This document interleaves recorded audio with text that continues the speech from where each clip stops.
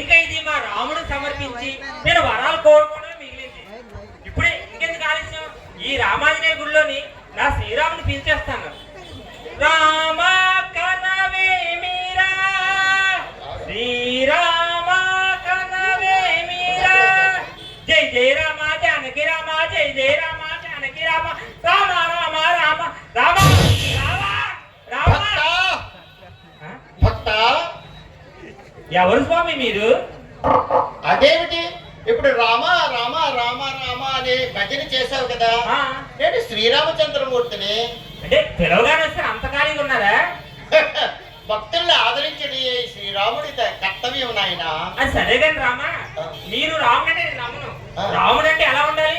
6 అడుగుల ఆజాన్ బావులు, తెల్లగా నిగనని ఆడిపోవాలి. మీరు చూస్తే భూమి బెత్తడి ఎంతే ఉన్నారు. భక్త ఈ కలియుగంలో శ్రీరామచంద్రమూర్తి ఇలాగే దర్శనం ఇస్తారు. నీకు నచ్చినదా లేక వెళ్ళిపోమని? వద్దు వద్దు, కానీ మీ పక్కన ఆవిడ ఎవరైనా సూపర్ గా ఉన్నారు. భక్త ఆమె ఎవరనుకున్నావు? సీతా మహాసాధ్వి. ఊరికండి, సీతా మహాసాధ్వి అంటే ఎలా ఉండాలి? నార చీర కట్టుకొని ఎంత ఈవిడేమో దగ్గర మెరిసిపోతున్నారు. అదే నీ అనుమానం. అవును, మేము నీవు రామ రామ రామ అని పిలుచున్నావు కదా, నీకు దర్శనం ఇవ్వాలని వస్తున్న మార్గ మధ్యలో కన్నులు మిరుమిట్లు గొలిపే విద్యుత్ దీప కాంతులతో ఉన్నది. అందులోకి స్త్రీలందరూ వెళ్ళుచున్నారు. నాథా నేను కూడా వెళ్ళేదను అన్న. అలా వెళ్ళిన సీత ఇలా తిరిగి వచ్చినది. సర్లేనైతే మీరు రాముడు సీత అంటారు అంతే. ఆహాహా సరే సరే, ఇప్పుడు నీవు మమ్మల్ని పిలవడానికి కారణం ఏమిటో చెప్పు. రామా, నేను నీ మీద చాలా భక్తితోని శ్రీరామ్ కోట్ తయారు చేశాను రామా. నీకు ఇది సమర్పించి 2 వరాలు కోరుకుందాం పిలిచాను రామా, అంతే. సరే సరే సరే, సమర్పించుకును.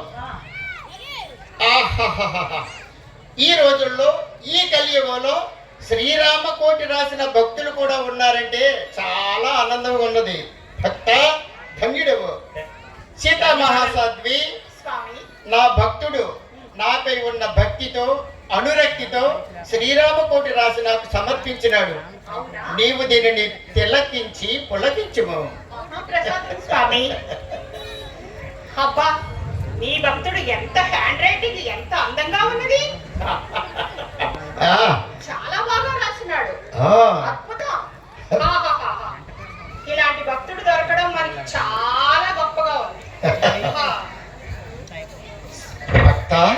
స్వామి స్వామి, ఏమి ఈ భక్తుడు మిమ్మల్ని మోసం చేస్తున్నాడు.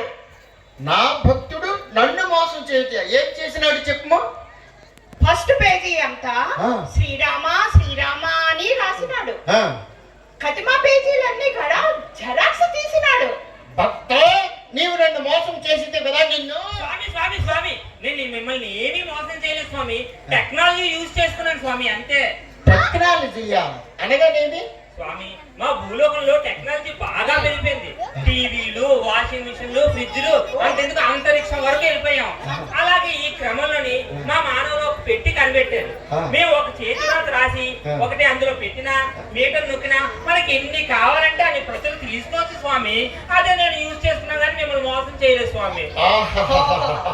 ఏమి మానవ లోకంలో టెక్నాలజీ బాగా డెవలప్ అయిందన్నమాట. అంతరిక్షం వరకు వెళ్ళిపోయాం. నాకు చాలా ఆనందంగా ఉన్నది భక్త. ఏది ఏమైనను నీ స్వహస్తములతో మొదటి పేజీ అయినను శ్రీరామ శ్రీరామ శ్రీరామ అని రాసినావు కదా స్వామి. నా హ్యాండ్ రైటింగ్ స్వామి అది. అందులో సంతోషించిందని నీకు ఏం వరం కావాలనో కోరుకోను. రామా, నాకు పెద్దగా వరాలు ఏం లేవు, కోరుతాను రామా.